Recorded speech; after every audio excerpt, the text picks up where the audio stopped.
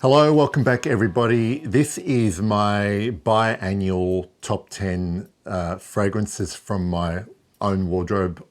I do this twice a year because I have found that maybe every 6 months my taste might change slightly. There might be new fragrances that I've tried and bought into my collection that are my current loves of the day. So that's why I do it twice a year. And also, if you've watched any of these before, these top 10 lists are not for me to hype any particular fragrances. It's just for me to basically, it's an interesting exercise. I sit down and try and work out essentially what are the 10 bottles that I could not get rid of, right, and that I need to have, and obviously that usually equates to the ones I really love the most. So for that reason, you're going to see the same perfumes make appearances in these lists if you watched any of my previous ones, and sometimes orders don't change for some of them.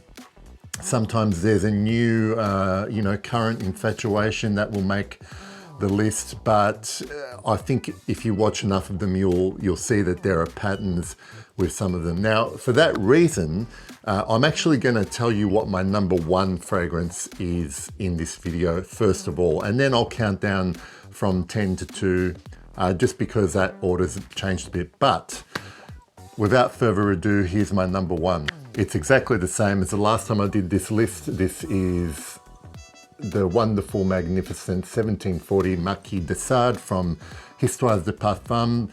I have no reason to not have this at number one. Since the last time I did this list, it's still my favorite perfume. It's still my biggest love, and definitely one that I will never be without while it's still available. Okay, at number 10, I think this one here is probably my very favorite. I guess if we're going to group them into sort of categories, this is my very favorite animalic perfume. Is from Papillon Artisan Parfums, and this is the wonderful Salome, spicy animalic, as I said, floral as well. It's just got all the goodness of those dirty olden days, golden era of perfume vibe, in a modern composition. It's fantastic. It can be a challenge to wear for some people, but I absolutely love it. At number 9, this is probably a new entry into this list. It's the one bottle that I've had for the least amount of time that's in this list, but I'm just currently absolutely infatuated with this fragrance from L'Artisan Parfumeur. This is the beautiful Bertrand Duchefort composition, Seville à l'Aube. Look, it is essentially a beautiful, thick, endolic orange blossom with beeswax, orange juice, orange zest, beeswax honey. There is something about this that is so intoxicating to me that it really evokes not just a smell but a whole experience. I'll link to any reviews I've done for these fragrances below, but I won't go into too much detail. But I will say that this is my current infatuation du jour. Okay, number 8, my very favorite all-time Maison Francesca fragrance. This is Absolue pour le Soir. Beautiful concoction of honey, a little bit of cumin. I don't get too much, sort of skanky BO scent. I find this quite the perfect balance of sweet and spice, drying down into a gorgeous sort of amber accord. This is quite intoxicating to wear, warm, and really, really perfect for cold weather. Absolue pour le soir. Next one is from Christian Dior. This is my favorite ever from Christian Dior. It is the now discontinued 2012 Sauvage Parfum. You can still get a current version of Sauvage Parfum, which is, in my mind, as you know, pretty much as good as this one. It is different though, so there's no getting around that fact. There are many similarities, but it is a different scent, and I really love this one, and I treasure this 50 ml bottle that I have of Sauvage Parfum. Now we move to, at number 6, we now move to my favorite Amouage, which is the beautiful, perfect Amouage Fate Woman. 3D, beautiful development, spice, incense, sweetness, florals, resins. It has it all, but it's all done beautifully balanced and works equally well on men and women, perfectly unisex, even though it says woman. My favorite Francesca Bianchi is probably now Etruscan water.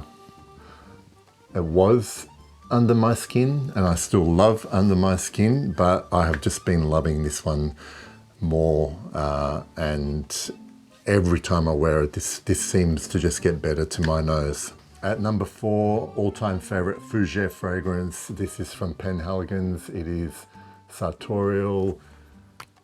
You know, the cliche is it's a modern take on Rouge. It is. It does remind me of classic Brut cologne, but I think there are so many more facets to this. It's more complex.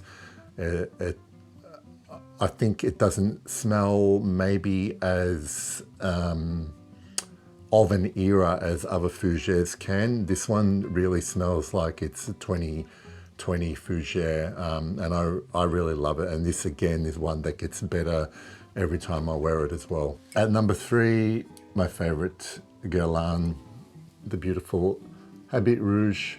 There are a couple of fragrances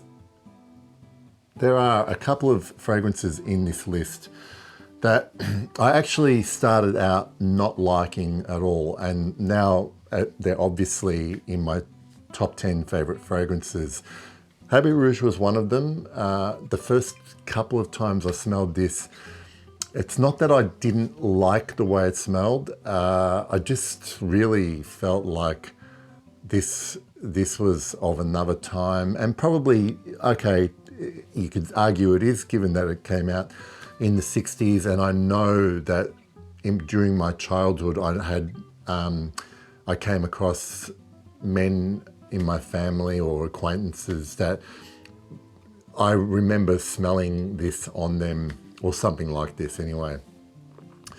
So I had that association, but once I started to test this properly and wear it, I fell in love, and it is my favorite Guerlain at the moment, and I love wearing this as well. Okay, at number 2, and I think the first time this has been in my top 10 list, this is from Caron. This is the Troisieme Homme, Third Man, released in the 80s. Now, I actually think, I'm pretty sure this has now been discontinued, but this, to me, is almost just about the perfect, I guess I would describe it as a citrus, spicy, woody fragrance.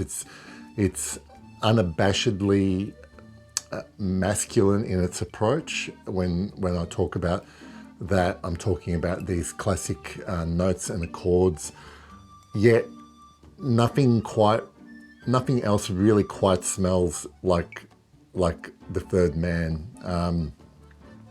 If you're a fan of things like Creed's Bois du Portugal or New York Intense from Nicolai, I think you would probably like this one. This one I bought at a bargain price, like lot of the Carons in this line, in this masculine line. But sadly, yeah, I think it has been discontinued. So I'm just going to savor this big bottle I have here of the Third Man. And that was at number 2. And obviously 1740 is my number 1. So that's it for another 6 months. These are my current 10 favorite fragrances. Wow, I really can't say that properly. Let me know what your current favorites are. Don't have to name 10 of them, but what are your favorite loves at the moment? I'd love to hear from you. Hope you enjoyed that, and thank you as always for watching. I'll see you later. Bye.